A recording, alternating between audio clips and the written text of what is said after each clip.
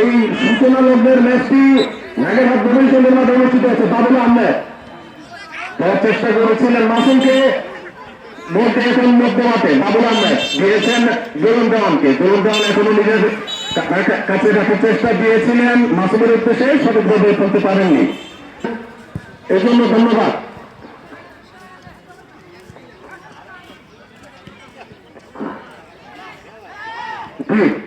মধ্যে মাঠে বল দেওয়ার চেষ্টা বাবুলকে, প্রতিহত করেছেন মেহেদি।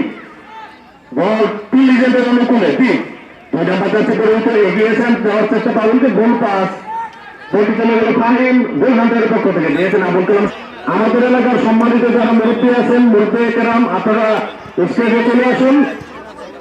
আপনারা আসলে আমরা অনুপ্রাণিত হবো এবং অত্যন্ত আনন্দিত হব।